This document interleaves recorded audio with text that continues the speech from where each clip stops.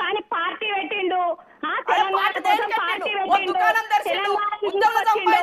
తెలంగాణ వచ్చినాక సంపాదించు, మీ పబ్బం గడుపుకున్నారు, ఉద్యమకారులంతా ఆగం పట్టించారు. మీరు ఏం చేసిరమ్మా? ఇందిరా గారు ఇది టోటల్ ప్యూర్లీ పర్సనల్ గా వెళ్తుంది. పవన్ గారు సారీ ఇది పవన్ గారు పవన్ గారు 1 minute ఇది ఓపెన్ చేస్తే ఒక ఉద్యమకారుడు దొరకలేదా? 1260 మంది చచ్చిపోతే ఆ కుటుంబానికి పిలిచి బువ్వ పెట్టినారా? మీరు ముఖ్యమంత్రి అడుగుతున్నాం, మాజీ ముఖ్యమంత్రి. మీరు ఎంత తక్కువ మాట్లాడితే ప్రజలు మిమ్మల్ని ఎక్కువ రిసీవ్ చేసుకుంటారు. ప్రజలు మిమ్మల్ని దగ్గర. ఒక్క నిమిషం ఇందిరా గారు ఒక్క నిమిషం. పవన్ గారు 1 minute అండి. టోటల్ గా సారీ ఇది యాక్చువల్లీ పావని గౌడ్ గారికి ఇందిరా శోభన్ గారికి వ్యక్తిగతమైన అంశం కాదు నిజానికి. మీరు మహిళల తరపున పవని గారు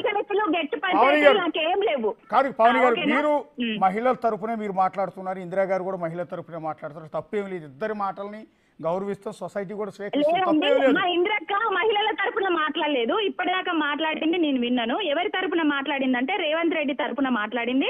ప్లస్ నారా భువనేశ్వరి గారి మీద ఎలిగేషన్స్ వస్తే ఎందుకు క్షమాపణలు చెప్పలేదు, ఎందుకు వీళ్ళందరూ స్పందించలేదు అని మాట్లాడింది. ఇవన్నీ నేను విన్నాను. మహిళల తరపున మాట్లాడేది ఉంటే ఇందిరా శోభనక్క బతుకమ్మ వచ్చింది, బతుకమ్మకు మరి బతుకమ్మ చీరలు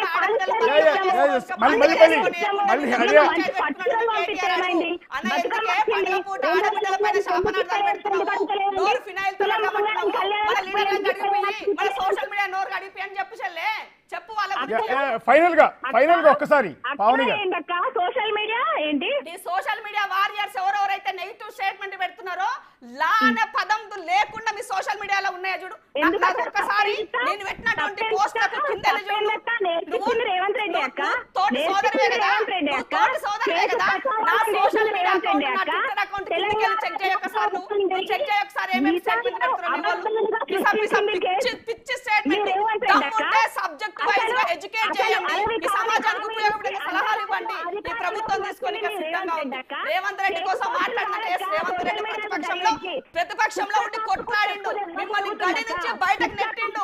ఆ ప్రగతి భవన్ నుండి కంచె వేసుకుంటే కంచెను తీసేసి స్వేచ్ఛ వాయులు ఇచ్చింది రాష్ట్ర ప్రజలకు. ఎన్నడైనా మాట్లాడినారా? ఎన్నడైనా స్వేచ్ఛ ఉండిందా? చెప్పు, నువ్వు మాట్లాడినారా? నాలాంటి ప్రగతి భవన్ ముట్టడిస్తే అరెస్ట్ చేసింది మీరు. నేను ఆడబిడ్డల్ని కనీసం ఒక రిప్రజెంటేషన్ ఇవ్వడానికి నోచుకున్నామా?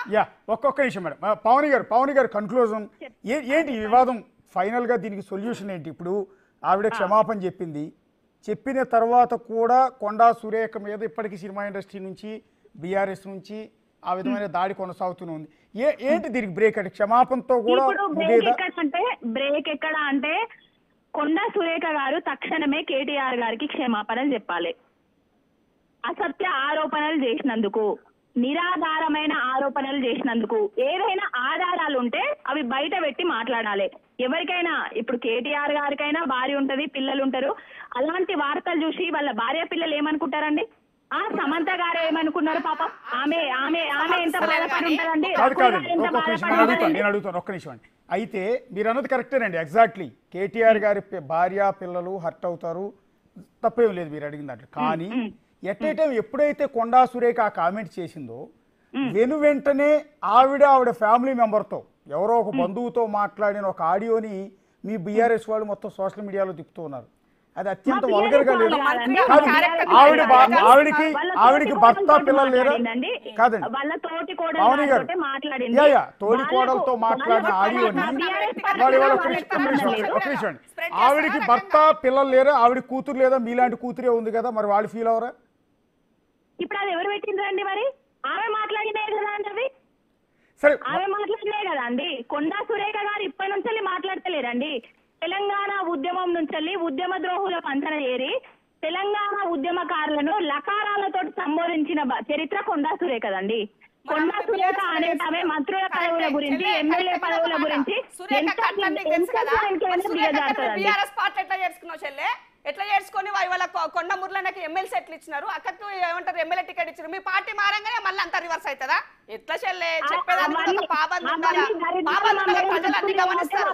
మనం ఇట్లా చెప్పితే ఇట్లా మనకు కనబడతాయి వెనకకి. ముగిద్దామండి. ఒక్క రోజు కూడా కొండ సురేఖ అట్లా మాట్లాడలే మరి. యా మా పార్టీ